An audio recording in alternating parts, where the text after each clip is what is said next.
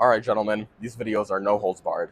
This is the exact advice I would give to anyone asking me for help with cooking and nutrition. Nothing is kept secret and nothing is omitted.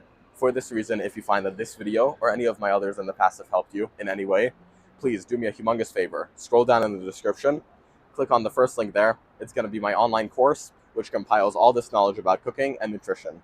It's going now for an exclusive pre-sale price. Thank you very much for your time, and let's get started. I used to go to gym hungry almost every single time I trained for a while. This left me tired, exhausted, not looking forward to training, thinking it was a drag, thinking it was a fucking chore, let alone with like the incorrect footwear, incorrect whatever else, just doing squats, heavy leg workouts that were for me heavy at least. No food in my system, no protein, no carbs, nothing, just fucking water. And suffice to say, maybe that wasn't the best idea ever. I didn't have any pumps, I didn't have any fun in my training, and I used to black out all the time. I used to near blackout very, very frequently, especially when I would overhead press, dips, things like that. I was not hydrated, I was not well fed, and that resulted in me getting super lightheaded. One time I got an exertion headache from benching on a Smith machine. It was like 90 pounds or something. Fucking figure that out, how that happens, how that even is possible. But needless to say, that was not very smart. I stopped doing that. But the second stage that I transferred to after that was only a little bit better, right? So the first stage we have completely nothing, fucking hungry, intermittent fasting, but like not really, because you have like some borderline unhealthy food for breakfast, and then you fucking like go the entire day. I went the entire school day, and then I would go to the gym, just hungry, out of it, not looking forward to the workout, cost me a bunch of gains, right? And it probably isn't good for your health. Like it makes you, I heard First Man say this, it's like it makes you fucking just sickly, man, when you just don't eat for the entire day. It's like, come on, man, look at the Havamal. I never know how to pronounce that. Havamal, because it's like two A's with a symbol. In there, you get advice to eat. First Man says you get fucking sickly if you don't eat for the whole day. There are some intermittent fasting people, which are great. Find if that works for you. Sure. I've had enough of that, let's just say. Then I switched to doing stalling at home after a big heavy meal. Then I would not go straight to the gym after school. Then I would come home. Sorry, just the camera's a little bit choppy, but you guys can hear the information. You guys can still take a lot away from this. It doesn't detract from the video whatsoever, basically. Just got distracted. So then I switched to stalling at home with high fat, high every macronutrient, basically. High fat, high calorie meals. Basically stuff myself because I would be like, oh fuck, I'm not going to the gym hungry. And then that would delay my workout for so long because I just felt sluggish, I felt lethargic. And man, that wasn't even fun either. It was a little bit better, right? It's obviously better than just having absolutely nothing, just being hungry out of your mind. But it definitely does something to you when you have that big of a meal and you're just like, oh fuck, I can't be bothered. So you just watch a bunch of YouTube videos. Lo and behold, it's 5, 6 p.m. What, are you gonna go to the gym at 6 p.m.? What the fuck? No, you're not. If you're gonna wake up at an appreciable time the next day. Well, I did. I went to the gym from 5, 6 p.m. Like starting there. Like I got there at 5, 6 p.m. for a bunch of times. That's depressing. That's not on the higher echelons of training. That's not very fun. So neither of these extremes worked. And then I tried after the carnivore approach, which is just, Hamza said, just have one carnivore meal. Just try it, bro. So I still remember I had like half of a flat iron steak. It was a big flat iron steak. So I had like half of it. It was still a pretty sizable chunk. I had a flat iron steak, just cooked it, bunch of salt. I don't even think I did pepper, garlic powder. I don't even think I seasoned it that well. But I had that flat iron steak, fucking ate that with no sides, no vegetables, no potatoes, no rice, no nothing. And man, that was probably the worst of all. That's the worst of both the worlds. I went to the gym after. It was this is when I went to a pretty fucking rundown, like not good area, gym for a couple of months. So I had that, and I got there, and I started doing my warm-ups, and I just felt like absolute ass crack. It was so bad. Let me get some water because I'm getting fucking sick just thinking about it. Cheers. Essentially, having the steak, having that bunch of fat and no carb basically to absorb it, man, that just laid on my stomach. And I tried to do my heart sets, got queasy, got nauseous. It was fucking horrendous. So I've gone many, many, many times. I've tried many things in my pursuit of pre-workout nutrition, And right now I can pretty confidently say, hello, I know the answer. I know the answer for pretty much what to eat pre-workout for most people, and this is what like the professionals also agree on, and I'll cite some of them here in just a minute. Now, just for the sake of honesty, I do sometimes feel lethargic still, just fucking can't be asked. But that's because my sleep recently has been ass, right? My pre-workout nutrition is a lot better than it used to be, and I'm gonna take you through that. The most important things, because micronutrients aren't exactly important for pre-workout, they're more important for post-workout recovery, all that shit, and especially antioxidants. There's the whole more plates, more dates Derek thing about how antioxidants can actually reduce inflammation, which is a bad thing directly after a workout because you want the inflammation to be signaled to the muscle so they can grow. Now, from my research and a couple of natural and enhanced, well, now enhanced, both these people were natural before, but Peter Kacharian fucking hopped on because he's competing at the age of like 40 or like 35, whatever else. Jeff Nippert and Peter Kacharian, Jeff Nippert is, you know him, big science fan, well, short science fan, but still big, and Peter Kacharian, the inventor of the old school mass gain system, not the inventor, but the modern day proprietor, because he didn't invent these training methods, he just fucking got them from the golden era, silver era, and now he's passing on the information, which is very nice. Both of these guys recommend low fat, high protein, high carb, or medium protein, high carb. And so did Hamza before the whole carnivore thing, when he was still eating oats, things like that. He recommended having those before the workout.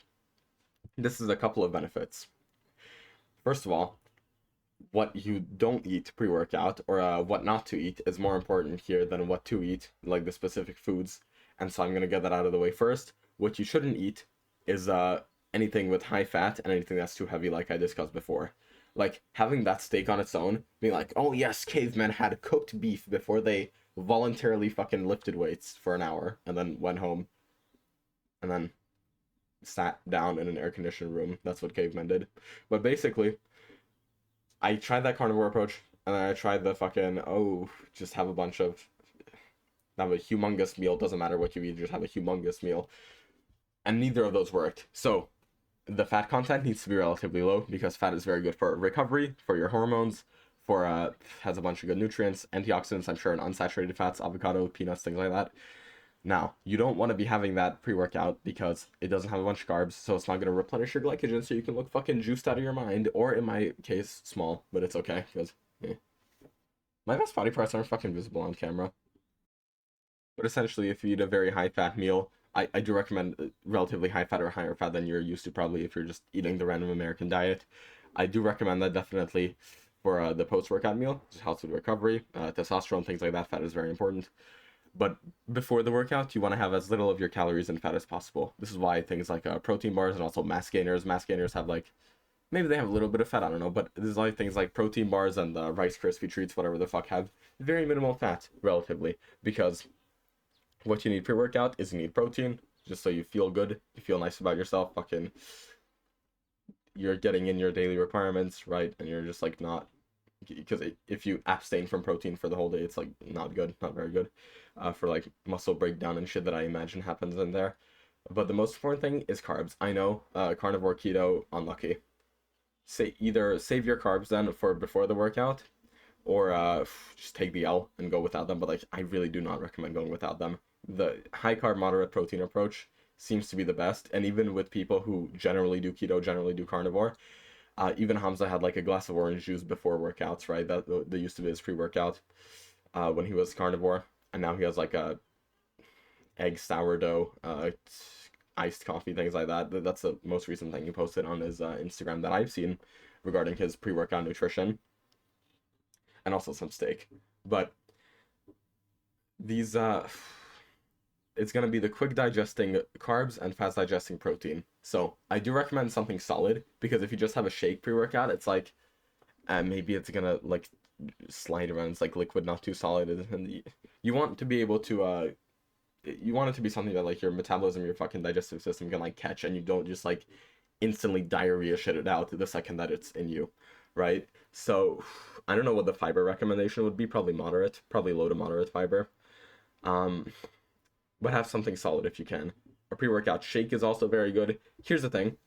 You can go without carbs, you can go without whatever and achieve a very similar look if you go fasted and caffeine. If you go fasted and have a pre-workout, sure. That's great. That's gonna leave you feeling amazing. It's gonna hit you like a can of fucking whatever.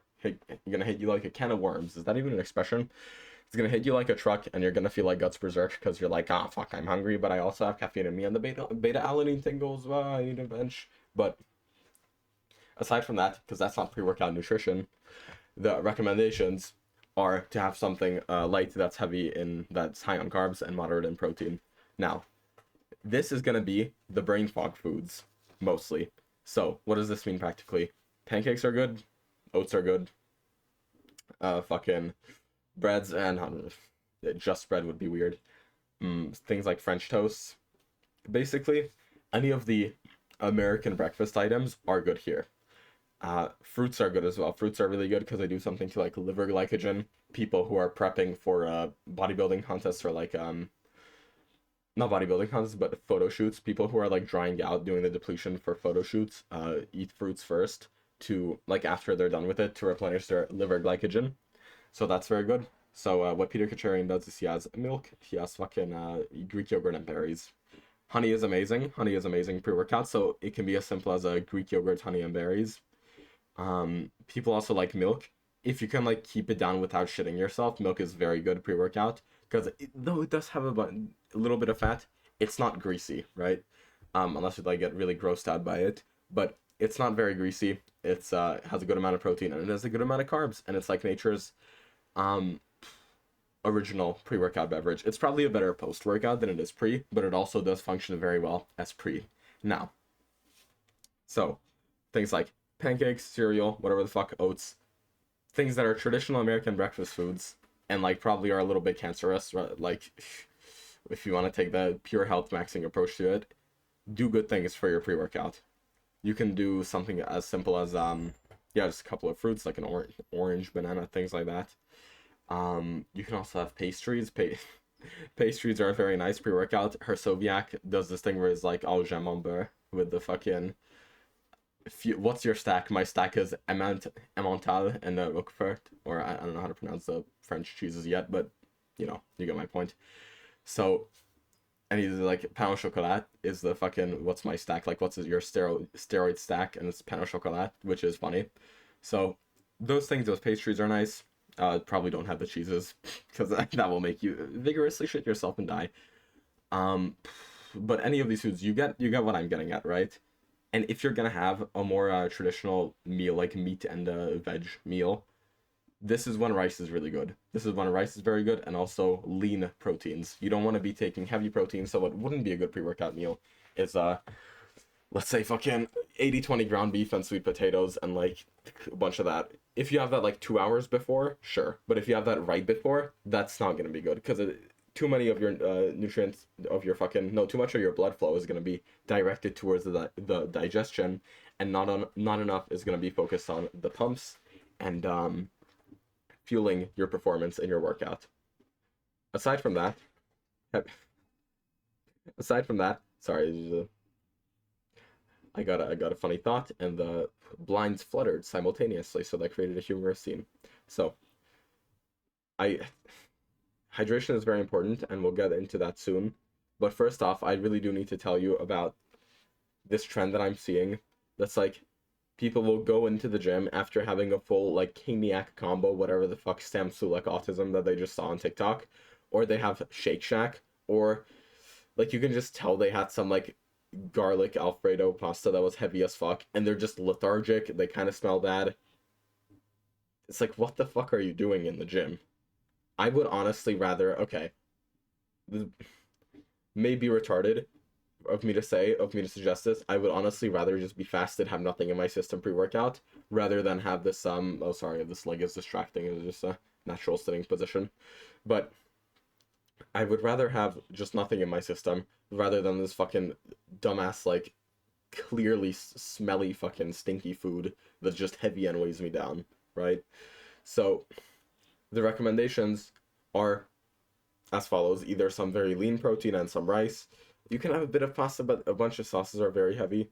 Just keep it light. Just keep it very, very light. and relatively low on fat. So maybe salads aren't the best idea because the dressings often have a bunch of oil.